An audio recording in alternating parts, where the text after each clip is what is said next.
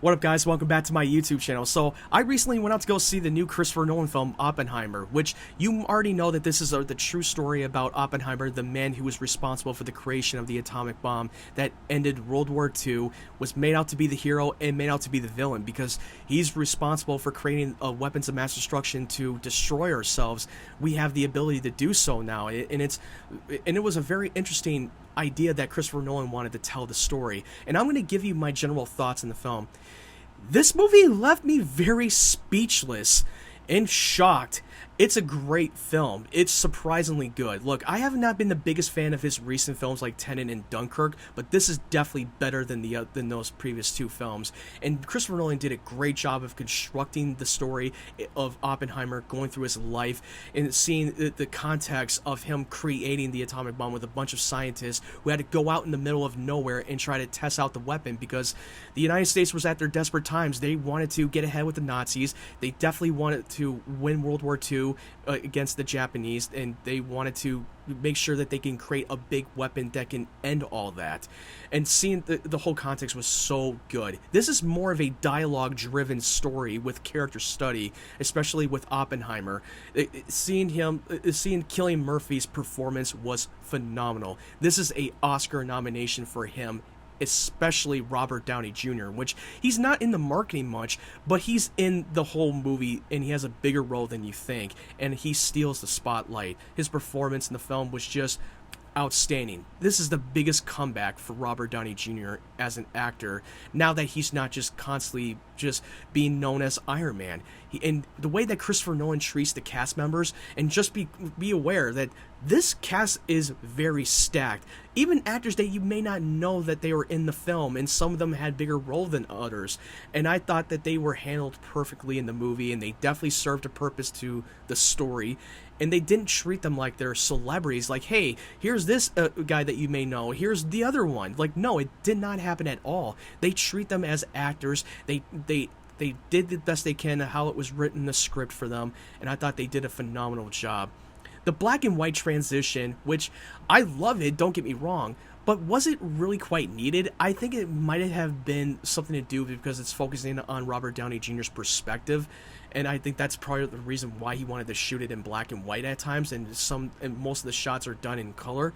But I thought the cinematography and visuals were incredible. I loved the visuals.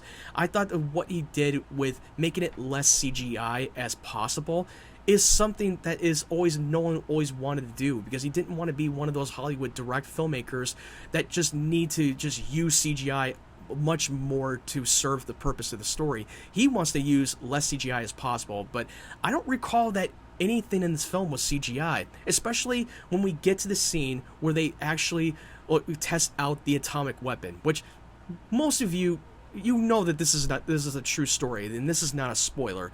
We already know what happens, but seeing the context of it and the way that they set it up was so good.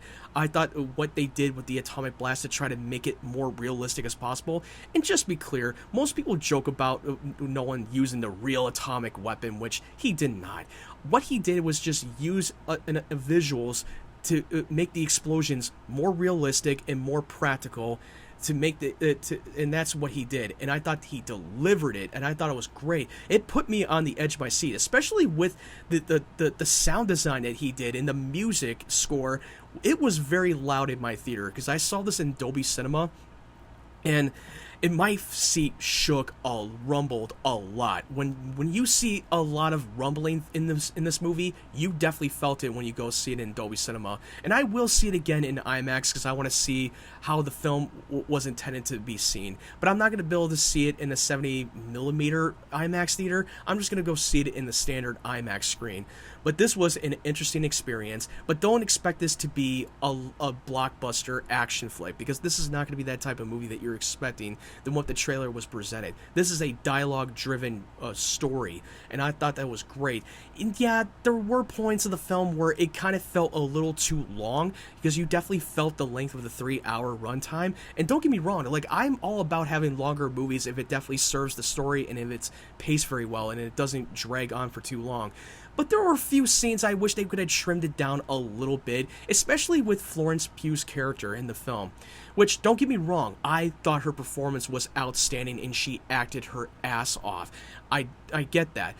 But I pretty much would have done without those scenes with her and Oppenheimer. I feel like it was kind of shoehorned in. I mean, I get why they did it, but I don't think it was quite needed. I don't think it was had anything to add to the story. But other than that, I thought she was incredible. And yes, this is a rated R movie, and there's going to be some F-bombs, but not as much as you expect. And there's going to be some nudity scenes, but which I won't tell you what it is.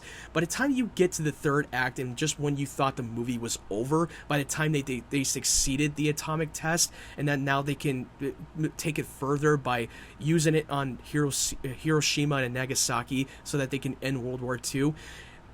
I also thought that this was over, but it didn't. It kept continuing on, and it shows you the aftermath of what Oppenheimer's going through, and he's seen that he's got a lot of blood on his hands. Sure, they were able to win the war, but at what cost? Even though you created a weapons of mass destruction for the greater good, but you also created a chain reaction, and there's consequences when you do, because you can't trust anybody who you work with in the facility, even if it's secret, because there's someone out there who is a spy who will do anything they can to get his work, and you can't trust anybody.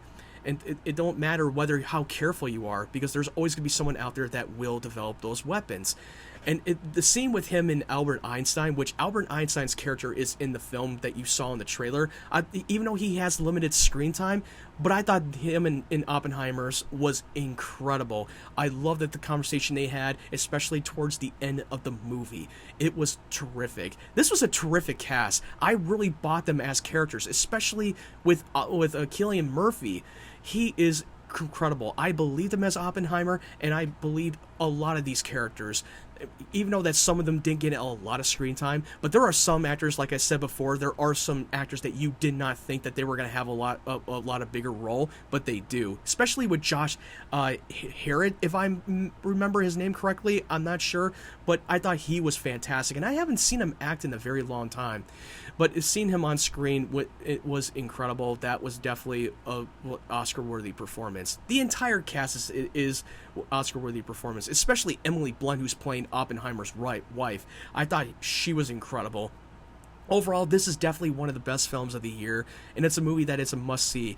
And yes, be aware that by the time you get to the epilogue of the film, it definitely delivers the horror elements through Oppenheimer's head, seeing him going through a PTSD, and seeing how the effects of the people who got bombed in Hiroshima, imagining in his head the way that they edited and the way that they've shown it in context was haunting. They were not joking about that. They really delivered the horror elements, and it left me shaking. And by the time you get to the end of the movie, it's going to make you wonder, make you think, and it just really will mess with your head and will leave you speechless. And it's a lot to unpack in the first viewing. I say see it at least two times. Because the first viewing, like I said before, is a lot to process, especially for myself. Like, by the time the movie was over, I was just ready to rest, and I was like, oh my god, I cannot believe it. I was just, like, shaking at times. But I'm not saying that in a negative way. I will say that it's not going to, the type of movie that's going to inspire you, and it's something that's going to make you put a smile on your face. It's still a great film overall, and this is definitely his best film in recent years. And this movie is indeed going to get an Oscar nomination for Best Picture, Best Director, and Best Actor and Supporting Actor with Cillian Murphy and Robert Downey Jr. They both deserve that nomination. This is going to get a lot of Oscar buzz, and most people are going to really love this experience, especially it's going to make a lot of money. I'm not sure how well it's going to do in the second weekend, but I have a feeling that this is going to be a big box office success, especially with two movies like Barbie and Oppenheimer coming out in the same weekend. Most of the time it wouldn't work, but this is one of those times where more people are going out to see both of these movies on the same weekend or do a double feature on the same day. But for me, I saw Barbie first, and then the next day I saw Oppenheimer second. I don't know if I knew I should have watched Oppenheimer first before going into Barbie, because like I said, Oppenheimer is a lot to unpack, and it will have your skin crawl by the time you get to the end of the film. Overall, this is definitely one of the best films of the year so far. I'm definitely going to go see this in a standard IMAX screen because I want to see how the frame looks, and I might grow to appreciate it more and more I watch it. And I want to say one thing that I forgot to mention. There were times in the film where the movie gets a little bit too loud, and I know that that's Nolan's choice in the sound editing, but I wish he would have dialed down the volume a little bit more, especially with certain scenes when these characters are like exchanging dialogue together. The loud noises was kind of unnecessary at times, and I don't think it was quite needed. It wasn't the biggest problem like they did with Tenet, but this one is less of a problem, and I just wish they would have just he would have taken it down a couple of notches. But it was still a great experience. It definitely delivered the chills and definitely delivered the thrills at times. And yes, it's a little bit too long, so be aware that it's definitely gonna feel the length. Now, what did you think of Oppenheimer? Did you really love it? Did it live up to your expectations? Or were you someone that was a little disappointed and it just didn't sit well with you? I would love to hear your thoughts. Just jump down in the comment section below. And if you really like this video, hit the like button and subscribe to my channel for more videos to come. And if you want to follow me on social media, follow me click the link tree down in the description down below where I have my social media sites. I'm mostly active on Threads, TikTok, Twitter, and Instagram. Go and check that out and go and follow me there. And I hope you guys have a great weekend. I hope you guys go see Oppenheimer, and I hope you guys go see Barbie too, especially Mission Impossible: Dead Reckoning. We got 3 damn good movies out in the month of July. This was a better month than it was last month, in my opinion. But I hope you guys have a great time and have a great weekend.